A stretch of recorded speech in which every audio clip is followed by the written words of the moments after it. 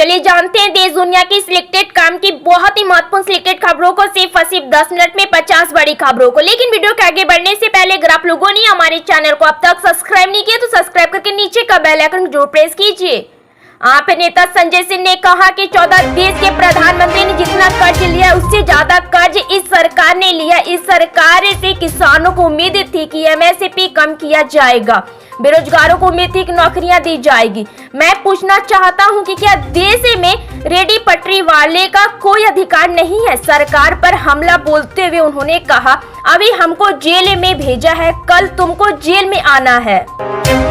दिल्ली आबकारी नीति से जुड़े मनी लॉन्ड्रिंग के कथित घोटाले से संबंधित केस में दिल्ली के मुख्यमंत्री अरविंद केजरीवाल लंबे समय से तिहाड़ जेल में बंद है। आम आदमी पार्टी का दावा है कि जेल में बंद केजरीवाल का बीमारी के चलते लगातार वजन घट रहा है। वहीं अब अरविंद केजरीवाल के लिए इंडिया गठबंधन ने लामबंद हो गया है। कर्नाटक में कांग्रेस सरकार ने भाजपा और जदयू विधायकों के कड़े विरोध के बीच राष्ट्रीय पात्रता सब प्रवेश परीक्षा नीट और वन नेशन वन इलेक्शन के खिलाफ प्रस्ताव पारित कर दिया। विधि मंत्री एस के पाटिल ने सदन में प्रस्ताव पेश किया, जिसके बाद स्पीकर यूटी खादर ने शोरगुल के बीच सदन में ध्वनितंत्र से प्रस्ताव पारित कर दिया। स्पीकर खादर ने बाद में घोषणा करते हुए कहा कि प्रस्ताव बहुत से पारित हो गए हैं। कांग्रेस के राज्यसभा सदस्य रणदीप सुरजेवाला ने कहा कि प्रधानमंत्री नरेंद्र मोदी के नेतृत्व वाली सरकार में न्यूनतम समर्थन मूल्य एमएसपी किसानों के लिए सर्वाधिक परेशानी का सबब बन गया है। उन्होंने कहा कि 2024-2025 का बजट कृषि गतिविधियों से जुड़े लोगों के मुद्दे का समाधान करने में विफल रहा है। पंजाब के जालगा लोकसभा सीट से संसद और राज्य के पूर्व मुख्यमंत्री चरणजीत सिंह चन्नी ने संसद में अमृतपाल सिंह का मुद्दा उठाया। उन्होंने लोकसभा में चर्चा के दौरान इमरजेंसी का जिक्र कर कहा कि देश में अघोषित इमरजेंसी लागू कर दी गई है। इस दौरान उन्होंने कहा कि लाखों लोगों द्वारा चुना गया संसद आज जेल में बंद है, उसे पर NSA लगा दिया गया है। वह अपने क्षेत्र की जनता की बात सदन में नहीं रख पा रहे हैं। राजस्थान भाजपा के प्रदेश अध्यक्ष सीपी जोशी ने एक बार फिर से अपने पद से इस्तीफे की पेशकश की है। पिछले 4 दिनों से दिल्ली में मौजूद जोशी ने केंद्रीय गृह मंत्री अमित शाह, राष्ट्रीय अध्यक्ष JP नड्डा से मुलाकात की। पहली बार नहीं जब जोशी ने पद छोड़ने की इच्छा जताई हो।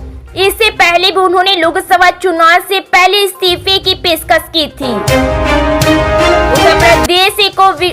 उत्तर प्रदेश को विकसित प्रदेश बनाने के लिए सीएम योगी ने ग्रेट नोएडा में विकास की गति देने के लिए 2 प्रमुख योजनाओं का कार्य शुरू कर दिया है। सीवरेज ट्रीटमेंट प्लांट की स्थापना और संचालन के साथ ही गंगा जल प्रोजेक्ट से संबंधित परियोजनाओं को गति देने के लिए काम शुरू हो गया है। दिल्ली शराब घोटाला मामले में तिहाड़ जेल में बंद मुख्यमंत्री अरविंद केजरीवाल की सेहत कथित तौर पर खराब है। सीएम केजरीवाल को प्रवर्तन निदेशालय ईडी द्वारा दर्ज मामले में तो अंतिम जमानत मिल गई है, लेकिन सीबीआई द्वारा दर्ज कथित भ्रष्टाचार केस में अभी भी वो न्यायिक हिरासत में है। भारी और लगातार बारिश ने पुणे में कहर बरपा है, जहां बारिश से जुड़े घटनाओं में कम से कम 4 लोगों की मौत हो गई है। शहर के निचले इलाके में कई घरों और रिहायशी सोसाइटी जलमग्न हो गई है, जिसके बाद लोगों को निकालने की प्रक्रिया में तेजी लाने के लिए सेना के जवानों को बुलाया गया। महाराष्ट्र में जैसे जैसे विधानसभा चुनाव नजदीक आ रही है, वैसे वैसे सियासी दोस्ती और दुश्मनी की तस्वीरें साफ होती दिख रही है। लोकसभा चुनावों में बीजेपी की अगुवाई वाली एनडीए गठबंधन का बिना शर्त समर्थन साथ देने वाले महाराष्ट्र नवनिर्वाचित सेना MNSA के अध्यक्ष राज ठाकरे अब अकेले चुनाव लड़ने की तैयारी कर रहे हैं। राज्यसभा में मानसून सत्र के दौरान बजट पर चर्चा करते हुए आम आदमी पार्टी के सांसद राघव चड्ढा ने बीजेपी पर जमकर तंज कसा। उन्होंने लोकसभा चुनाव में बीजेपी की सीटों की संख्या कम होने को लेकर कहा कि इस देश के लोगों ने बीजेपी की सीटों पर 80% GST लगा दिए हैं और पार्टी को 240 पर ला दिया। केंद्र सरकार द्वारा द्वारा पेश किए गए आम बजट पर दिल्ली सरकार की प्रतिक्रिया आई है। दिल्ली सरकार की मंत्री आतिशी ने कहा कि हमने यह मुद्दा उठाया है कि कैसे बजट में दिल्ली वालों के साथ अन्याय हुआ है। दिल्ली वालों ने 2,07,000 करोड़ का इनकम टैक्स दिया है। हमारी मांग थी कि सिर्फ 5% ही हिस्सा मिलना चाहिए, लेकिन कुछ नहीं मिला। बीजेपी के कई नेताओं ने कहा कि दिल्ली सरकार झूठ बोल रही है। मध्य प्रदेश के सरकारी कर्मचारी महंगाई भत्ते का इंतजार करे। इसी बीच खबर आई कि इस बार कर्मचारी को रक्षाबंधन से पहले बढ़े हुए महंगाई भत्ता डीए के एरिया की पहली किस्त मिल जाएगी।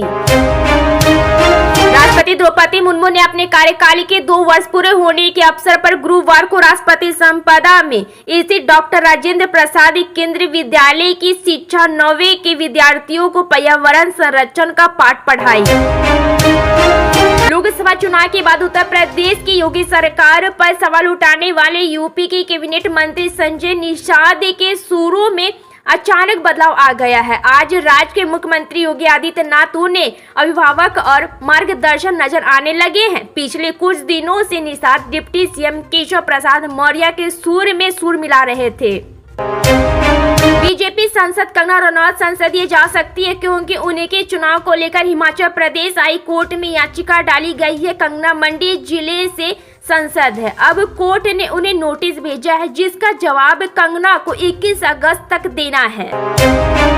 अखिल भारतीय मेडिकल प्रवेश परीक्षा नीट के खिलाफ अपनी मजबूत आवाज उठाते हुए सिद्धार्थ मौर्य के नेतृत्व वाली कांग्रेस सरकार ने राज्य सरकार के दोनों सदनों में परीक्षा के खिलाफ प्रस्ताव पारित किया और केंद्र से मांग की है कि वह कर्नाटक में मेडिकल प्रवेश के लिए राज्य को सीईटी की पुरानी प्रणाली पर वापस लौटने की अनुमति दे। राष्ट्रपति भवन के अशोक हॉल और दरबार हॉल का नाम बदले जाने पर कांग्रेस नेता प्रियंका गांधी वाड्रा ने प्रतिक्रिया दी। उन्होंने कहा कि दरबार की कोई अवधारणा नहीं है, लेकिन शहशाह की अवधारणा है। गौरतलब है कि अशोक हॉल का नाम अशोक मंडल और दरबार हॉल का नाम गणतंत्र मंडल कर दिया गया है। राज्यसभा सांसद राघव चड्ढा ने कहा कि पिछले 10 वर्षों में सरकार ने टैक्स लगाकर देश के आम आदमी का खून चूस लिया। उन्होंने कहा, अगर आप 10 रुपया कमाते हैं तो उनमें से 7 से 8 रुपया सरकार के खाते में चला जाता है। हम टैक्स तो इंग्लैंड की तरह भरते हैं, लेकिन सुविधा अफ्रीकी देश सोमालिया जैसी मिलती है। दलित सांसद पप्पू यादव के संसद में अपने संसदीय क्षेत्र से जुड़े एक परियोजनाओं को लेकर सवाल पूछने पर लोकसभा स्पीकर ओम बिरला ने मजाकिया अंदाज में कहा, बैठ जाइए, नहीं तो लोग कहेंगे कि बिहार को बहुत कुछ दे रहे हैं। गौरतलब है कि बजट 2024 में बिहार के लिए विशेष पैकेज का ऐलान किया गया है। सरकार में मंत्री आतिशी ने बताया कि 30 जुलाई को इंडिया ब्लॉक के सभी सहयोगी दिल्ली के मुख्यमंत्री अरविंद केजरीवाल की गिरफ्तारी के खिलाफ विरोध प्रदर्शन करेंगे। आप के मुताबिक यह विरोध प्रदर्शन दिल्ली के जंतर मंतर पर किया जाएगा। आतिशी ने कहा कि बीजेपी दिल्ली के लोगों के खिलाफ हर तरफ से साजिश रच रही है। सांसद स्वाति मालीवाल से मारपीट के मामले में आरोपी विभव कुमार ने जमानत देने से इनकार करने के दिल्ली हाई कोर्ट के फैसले के खिलाफ सुप्रीम कोर्ट का रुख किया है। 12 जुलाई को विभव की जमानत याचिका पर सुनवाई करते हुए हाई कोर्ट ने उनकी याचिका खारिज कर दी थी। विभव को पुलिस ने 18 मई को गिरफ्तार किया था।